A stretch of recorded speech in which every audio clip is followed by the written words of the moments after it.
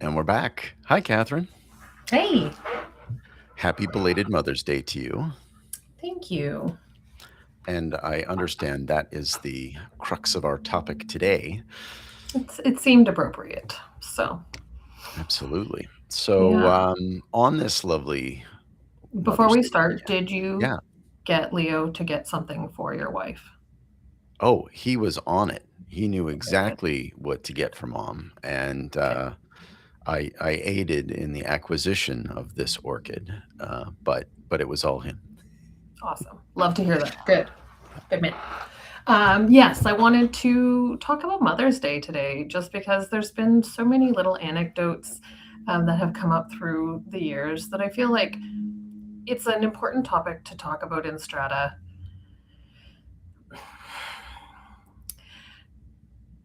You can choose to be child free in your own life, but you cannot live in a child free world. Um,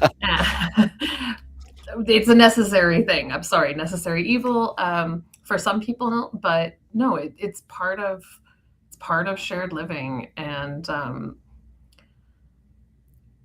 when children become absent in stratas, I tell you, it doesn't become a better community as a result. That lack of community and the lack of, using a word from one of the women from the CMHC, the lack of mixicity, it takes something away from the community. So, um, I can see yeah, that completely. And in my little neighborhood, we've got a couple of child-free couples that are older, and kids in them are a bit oil and water. They don't mix very well, but still they understand, and they're generally good. And my son, when he was little, was the number one reason why we met most of our neighbors. He was more social 100%.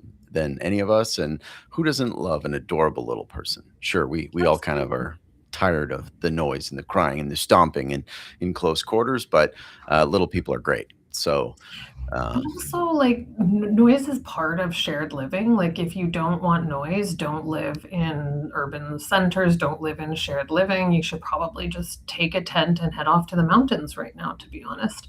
Um, is that the only option? no, it really is. And Oh, if you look at like policy conversations and things that are happening right now, we're only going to see higher density and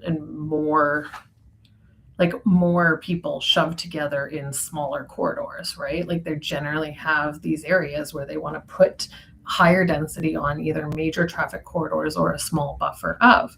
And, there's some areas where they're starting to do some gentle density, but for the most part, you're always going to see very high populations of people in the same areas.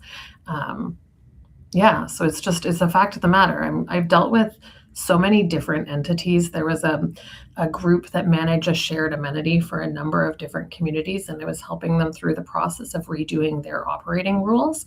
And they had worked on this for quite some time.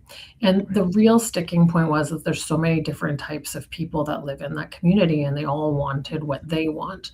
And it became obvious looking at the files that they gave me straight off the bat that they had been trying to close every single behavioral loophole out there.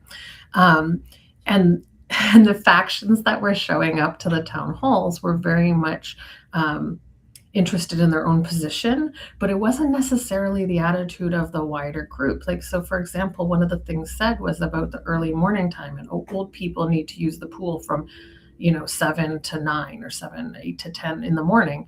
And I happened to ask at one of the town halls, just can I clarify how often is this becoming an issue? Like, how often before 9 a.m. in the morning are there rambunctious gangs of children wandering the pool?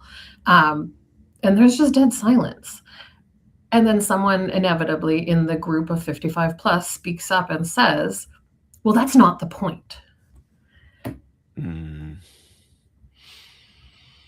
So, like, right. here's where we're at. We're like, we have to make room for each other because when you create a community or a society where children are not welcome, guess what? They start acting like it. They'll rise to the occasion. So what I would Rise to challenge the some of, occasion. well, no, Children's always do that, don't they? seriously, if you're like, oh my God, that kid is just so annoying. Oh, that kid is gonna start being more annoying because they're like, well, I can't win. right? You're going to think I'm annoying. You're going to think I'm a nuisance either way. So now me and my buds are going to make your life super fun. Whereas if you, as a neighbor or a council member, if you could be overheard talking nicely. Oh my gosh, the kids in our community are great. They're so respectful. Yeah, there's a little noise, but that's what kids do. They're so great around here. We love our kids in this neighborhood. Let yourself be overheard saying that and then see what happens. Those kids will rise then to that expectation. So I don't know, like I find it interesting because this conversation comes up over and over and over about children not being welcome, basically in stratas. So It can be tough. Like we've all lived where are underneath. we supposed to live then, right? We've all lived underneath children in strata, in apartments, in hotels, and when they're running around like crazy at 5:40 in the morning, that's disruptive. And how do you accommodate for everyone's needs in that space? Is there sufficient soundproofing possible in some low-rise strata where it's not concrete, or are you No, doomed to have noise you're like doomed. If forever? you're noise sensitive to noise, live on an upper corner. Yeah. There you I go. don't know what else to That's say. the answer. Yeah, because I've stayed at a timeshare where that was the reality, and we laughed about it because we have a kid. But 5 something in the morning, thump, thump, thump, thump, thump, thump, thump, and it didn't stop. That was it. You're up. It's a good thing I'm a morning person. Well, you get the most out of your vacation that way, to be honest. You should be thanking them. And like I get it, to be honest. I think that the problem comes is that a lot of the time the kids are just the easiest outlet, right? Like these people, again, and an example that I was thinking to myself in terms of like where friction exists in stratas with children, and it's a couple different places. It's number one reason is noise, right? Like that's it. Noise, and then sometimes some like minor above wear and tear damage complaints. But Yeah. the ones that make it to the CRT are usually about noise, and it goes two ways. So either the noise is affecting other people, aka they're like banging, stomping, frolicking, laughing, playing, or vice versa, where other people's noise is waking up babies, but that seems to be far less, few and Yeah. far between, like when you look through the CRT cases. And I found there was one that was tagged as a notable case by the CRT itself. So it had a really good definition of how it described unreasonable noise where it came to children in strata. And what it talked about is it used other, and this is what I tell a lot of strata councils to do, it used other authorities' definitions of noise and nuisance. So like it pulled out the World Health Organization's guidelines on nuisance and noise. And like I'll post a link in the chat because there's a really good PDF link where it outlines like 3 pages where it actually shows kind of like decibels and how like the frequency and volume it has to be, etc. So in that particular CRT case, this owner, and God, man, if you had so much time to get all this done, maybe you could have just like put some styrofoam up on your ceiling and got to know your neighbors better, and you would have got a better outcome than what happened in this particular case, by the way. But he had like multiple engineering reports that did like all this decibel readings and directionality. And ultimately, the only thing that the CRT said that he had actually proved based on this reporting was that they kept their TV on too loud for about an hour every day. So like everything else was proved to be incidental or not reasonable. So and I think he was in that particular case, they were awarded like $600 for the TV being loud, and guaranteed that those particular owners and that strata ownership group spent so much more on lawyers to prepare for that CRT. It would have taken about 2 years to get through than that $600. And I bet you that the outcome for that community's interpersonal dynamics has just gone through the toilet, to be honest. So I do applaud the owner for going to the effort and actually taking those decibel ratings. One of the failings of either strata council or of owners in complaints is that they haven't checked and they haven't looked into or properly investigated the issue. So, there's a lot of frivolous complaints. Going to the effort of actually checking those decibel levels at least identifies that that they have taken it seriously. In this case, obviously, it didn't meet that threshold. But I've heard plenty of other cases of people launching complaints, but they haven't done an investigation. I feel like the strata let that one get too far, to be honest, because like when I have trainees or buildings that ask me about dealing with ongoing noise complaints that are a lot of the time to do with just the way that the unit's been built, or like the expectations or the mental health of the residents that are involved. But I tell them to get involved and actually post proper notice to enter both suites, and then have a council member go one upstairs, one downstairs, and do a series of tests. So like, okay, we're going to put the TV on at volume 30, now at volume 50, now at volume 100. Now we're going to vacuum, now we're going to walk, now we're going to stomp, now we're going to laugh, now we're going to talk. And then they can go on the phone and they can do this thing where they just make notes. Because I was thinking to myself, how much money did they spend on those engineering reports? And they probably could have done it like just as thoroughly themselves.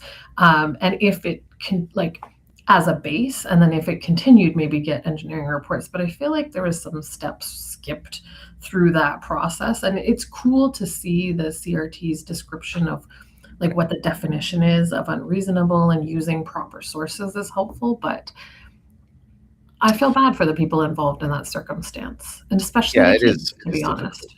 Yeah, I mean, I feel bad for So, the kids. It's difficult. Each person's circumstances are different. You've got some people who are shift workers. They work overnight. They rest during the day. Disruptive environments aren't good for them.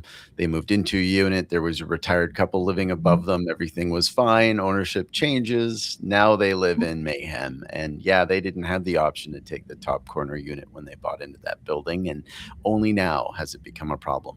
I do have yeah. sympathy for them. Yeah, I do It's too.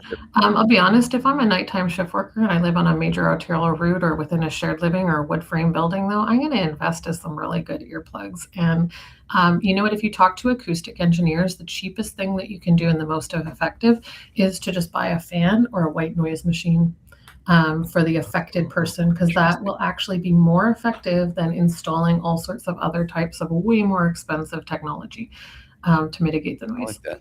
Good suggestion. Yeah, things like adding plants, adding wall hangings, adding runner carpets, asking them to wear slippers upstairs. There's so many collaborative solutions that can be talked about while it's still civil and while people are willing to work on it. But if you come at that family and be like, you exist and you have children and they make noise, therefore I hate you, you're not going to get them wearing their slippers. Okay. They're going to be like, well, little Bobby's going to be doing some stomping now. Yeah. So, Yeah, it yeah, doesn't you don't want it to be combative. That's not helpful. no. This is we're tying in Mother's Day. There are two parents for children. And in some cases, families live apart. Parents, Mhm. single parent families are raising their kids. You had some specific observations on mothers, and maybe you could tell us about those. Yeah, I find too that moms get a bad rap in these scenarios a lot of the time as the one who has to manage the dynamics here, instead of it just being expected that children will make noise or that there's a father involved. Like, why is Mr. Homeowner here not usually involved in those scenarios and the judgment that's being passed? Like when we think about 55 plus buildings, and the complaints about the subsequent regulations and changes that allow for classes of people to also inhabit those units as long as there is a 55 plus person in that unit. And somehow it's the women and or the subsequent pregnancy that comes from a younger woman shacking up with an older man who's 55 plus, and somehow it's not Bob the 55 plus that is going to take the judgment, take the hit, take the social isolation from their neighbors, the snarky remarks, things like that. It's going to be the woman and the child and not Bob. So I just think we need to look a little bit higher level of how we're including everyone in our community. Are we making it welcoming for these people? Because if we create a building and a community in which it is incredibly cold and sanitary for children, then the whole community, like once children are treated a certain way, then eventually everyone starts to be treated that way. And it just becomes a place where nobody wants to live. Um, Yeah, I think about even different complexes that I've lived in as a kid, and over the years, depending on where you live, you can do trick or treating or not. Yeah. Sometimes people will actually actively discourage children from going and knocking on doors, and they'll post notices saying, "Don't come up here." They turn off their lights and stuff Right. like that. I'm sorry, I gotta say, guys, like if you know you have children in your complex, go out and buy $10 worth of candy bars and be a good person. Like, what is going on here? In fact, if you know you have children in the complex, get the council to post a reminder. Hey, not everyone has kids, but we do in this building. It's encouraged that you be part of the community, get some candy. You could get It's some funny, apples if in you really some want to be that communities, person. you've got restricted floor access, so some Mhm, floors would have no kids and some floors would have kids, and mhm. so you would have these, these levels with no kids on them Nothing at all, in wrong which with case the council. I'll So eat the chocolate. downtown, what they Yeah, do is they get the strata council or the whatever group will come down with a table in the lobby. So in downtown, you see all these kids going around to just the front doors of the stratas.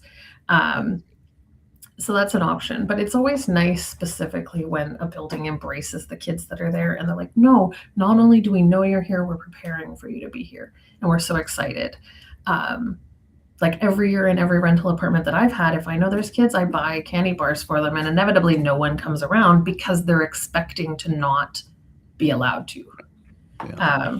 So I feel like we got to go on the offense and start showing people they're welcome, and it'll come back around for us. Like the like it'll create better communities as a result. Like even so, for example, Mother's Day this weekend, and actually it was my son's birthday. There's my son's birthday's coming up on Wednesday, so we had 8 kids running around the Strata complex that I rent in, and um, there's um, there's a bunch of seniors that live in the complex as well, and one of them's walking by to take down the recycling and stuff, and she literally stopped and like was like, oh, the community, and it's so beautiful, right? Like it's the middle of the day on a Saturday. Yeah, they're making a lot of noise.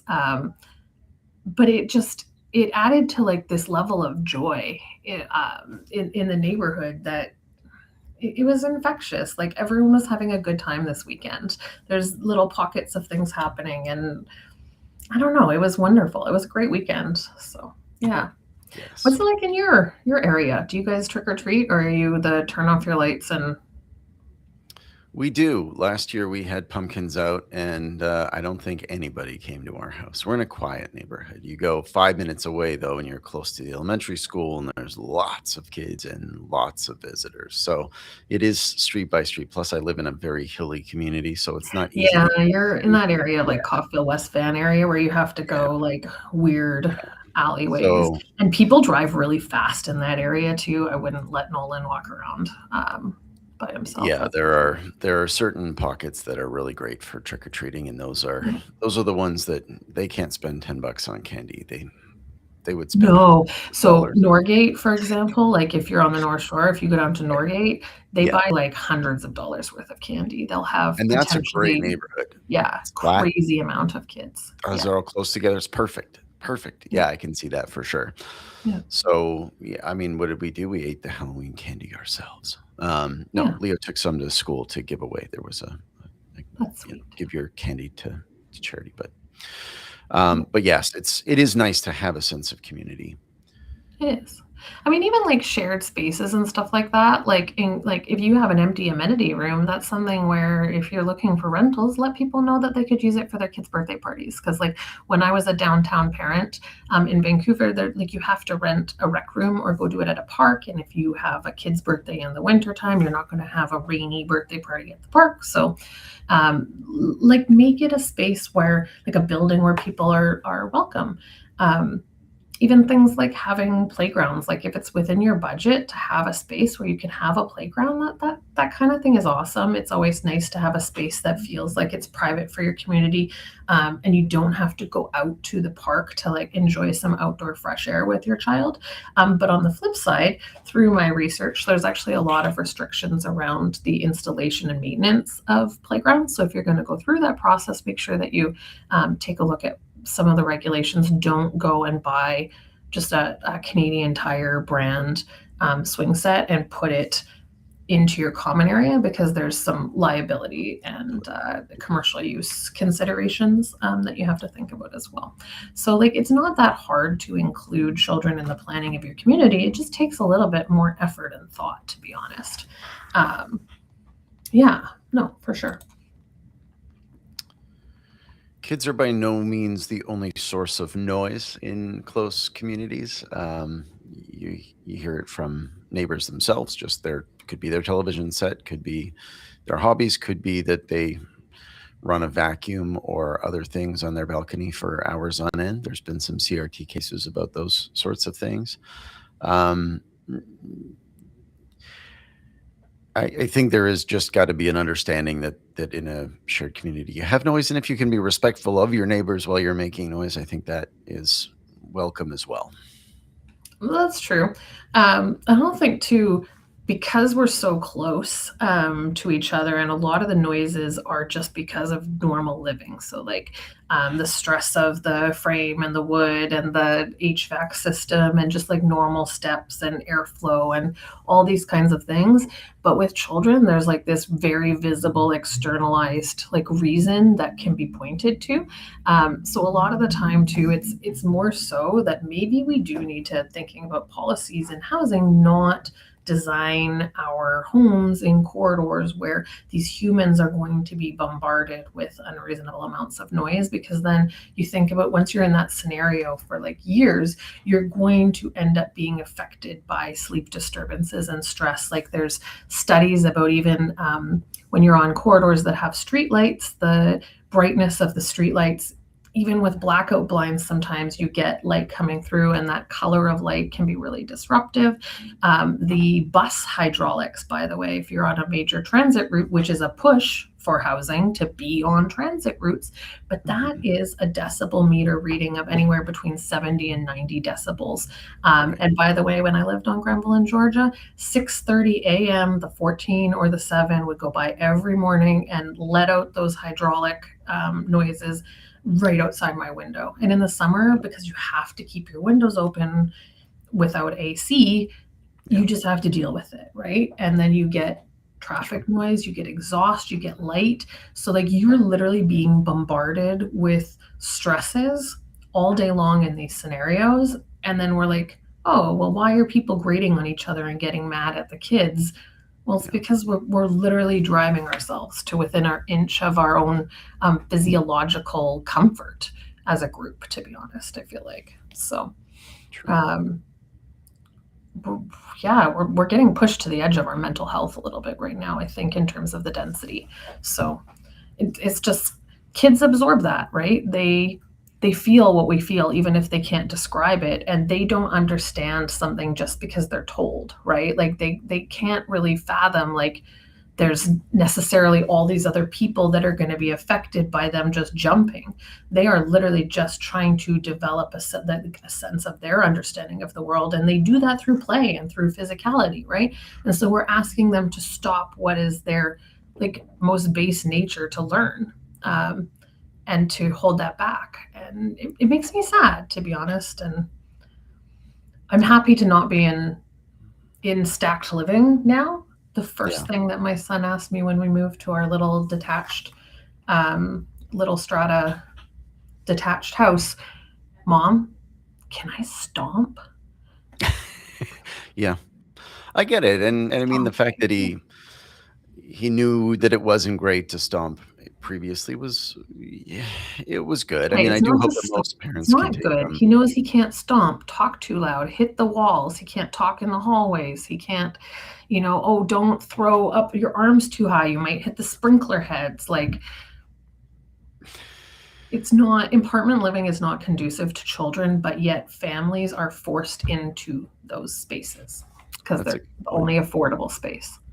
Yeah. And I mean, we've talked a lot about housing and its supply and its mix, and how the mix isn't really matching the expectations and the needs of people as they're growing, but the costs are such that they can't afford to find the right circumstances for them. So that's really difficult. It is.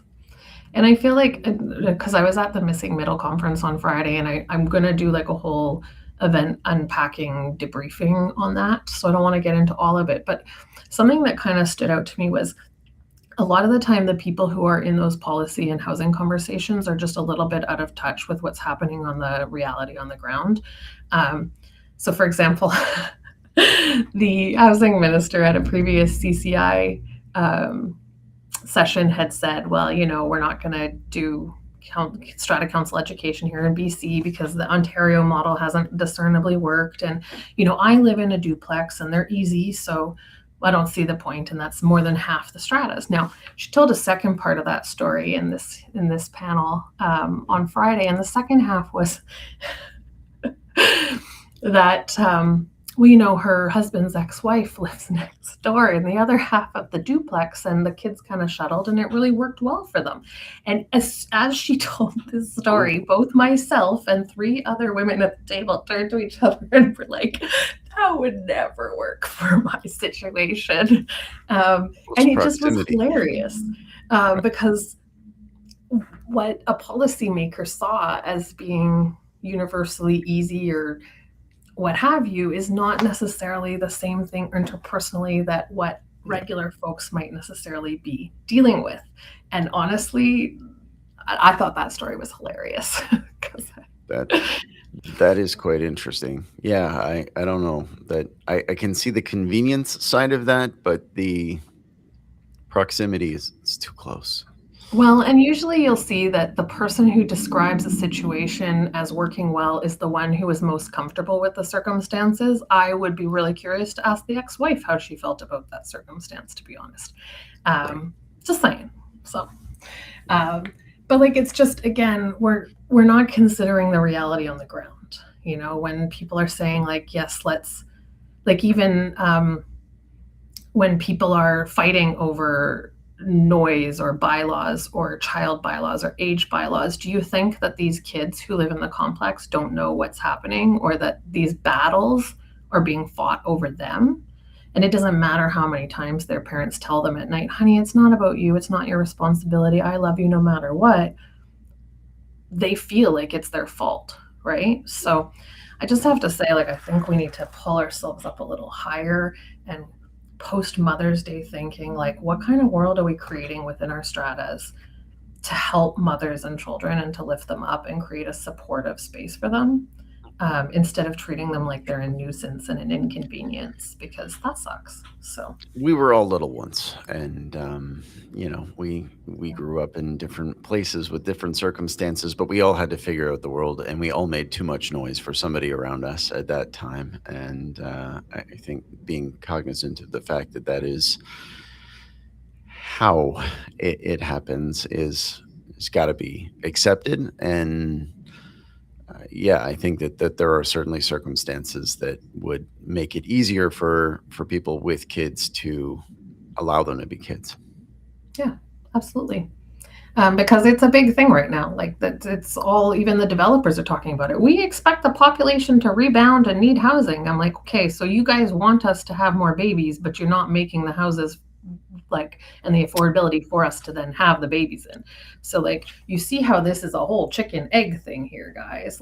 Who's gonna play, who's gonna flinch first here at this point? So I think it's pushing, though. I've seen more trends lately to do with even the province of BC, and Prepared BC has gone on a really big marketing push about connecting with your neighbors and creating community. So I think that things are shifting. So good. I'm curious to see how things unfold over the next little while, especially with Strata. There's lots going on with Strata right now. It's crazy. So. Oh, you've got some more stories to tell from this event. I can feel it. There's so many stories. I have 48 pages of notes from Friday. So. Wow. Yeah. Anything else that's burning that you need to spill the beans on early, or are you saving that up for this post? No, I mean, honestly, it was the same stuff we've heard. And I want to take the time to look through, because some things really jumped out at me at first. But I want to look through for the patterns, and I want to take a look back through my notes and see what are my insights about the industry, and where am I seeing things that I clearly see in people like, like yourself in the data side of things that we all really clearly see that the panels are not talking about. Because I would have lost $5, and I will never know if it was because I was in the room or not, that it influenced it. But I turned to someone at the beginning of the lunch just after the breakfast, and I was like, I bet you $5 they don't say Strata all day long. And we had a laugh about it. But then it wasn't until like the session way later in the day, after I had asked 2 questions at different panels, then finally someone said the word Strata. And then after that, they said it a couple times. But I would have lost. I'm glad They went all that time before they said went, Strata well, it was only after I started being myself, and like then they were like, oh, we better say Strata. Oh God. She's Right. So yeah. No, it was just interesting. I would have lost $5 though, because they did say it. So there is a wave amongst these multiplex developers that somehow Strata is connected to something that they're doing there. They're just not quite sure what it is yet. And I'm doing my best to get that message across. So yeah. Noise in multiplexes will be even more pronounced than noise in some strata communities. High-rise buildings probably are better insulated for noise than most multiplexes. Well, a wood frame, right? Multiplexes are going to be mostly wood frame. And having grown up in a 100-year-old wood frame house, when I lived in the basement suite, used to call the upstairs occupant Thundersaurus Rex. Yeah, that's the way it goes in that. My brother, when he did a renovation, stuffed full insulation, like exterior insulation, in the floors to try and keep noise transfer down. And I don't know, we got to do a noise test, send somebody up there to stomp around and let me hear it from underneath. But I mean, he went to the effort of doing it. I hope it worked. You can get online decibel readers too, just for councils who are wanting to do some basic preliminary investigations. You can't take to the CRT with that kind of scientific reading, but you can like go to Home Depot or Canadian Tire, get like a basic decibel reading. It will help you with the initial investigations. But if you get to like a point of litigiousness and conflict to the point where it's going to the CRT, then you want to actually engage an engineer to do some proper sound readings. But that's a great suggestion for that first, hey, let's just sense check how much of a problem we're dealing with here. Like, is it even legit? Because I find like sometimes some of these councils could have shut down these issues with noise complaints about kids, because like I've met the kids, and a lot of the time too, I'm gonna say it, a lot of the time that I've found the ones that get picked on are newcomer families that are living in what the other established neighbors feel are too high of a density of occupancy for the unit than what they would want. So they might be a set of parents and 2 kids in what is a 2-bedroom. So they feel like it's more noise. But when I've gone to the building or when I've talked to other neighbors, they're like, no, those kids are incredibly polite. We don't even know if they're here half the time. And it's just that one guy, Bob, that's fixated on the kids being the noise thing, when really it's not.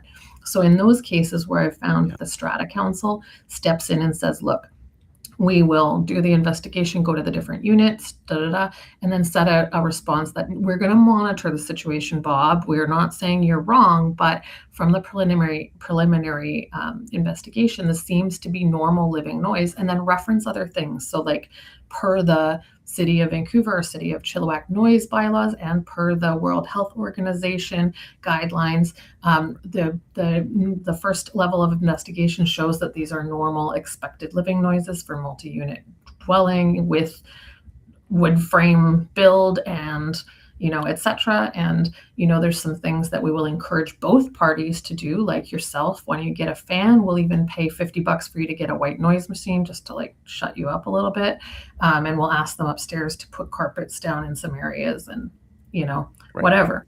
But I find like that the setting the expectation back on the point of the council where you don't pander to unreasonable expectations of library quiet in multi-unit living, that can oftentimes be also like not where it's legitimate, like this, there's like, I don't know what they got, they're like taming banshees in that unit, okay, like properly investigate that noise complaint. But where it seems to be investigated and it's reasonable, don't pander to that dude, okay? Shut that down. And let them talk to the city. You know, hey, we've done investigation, and if you still want further, you're welcome to take it to the city and put in a bylaw noise because we've done it and we'll continue to monitor, but it seems fine. Yeah. Because, yeah, no, for sure. Good point. Yeah. No, and those are great suggestions for strata councils. Property managers are probably more experienced. They've probably dealt with a ton of noise complaints over the course of their careers and might have some of these suggestions more to hand. But your comments about the decibel reader that you can get very reasonably for high-level investigations and then being able to refer to some of these resources is good. We'll put some of those into the link for this discussion. Yeah. Awesome. And I'm excited for next week or next month. Sorry, next episode. And we had a little mix up today. We posted the one with her, but we are going to have Victoria Jolly from Avesta Property Management up in the Sea to Sky Corridor, Squamish Whistler.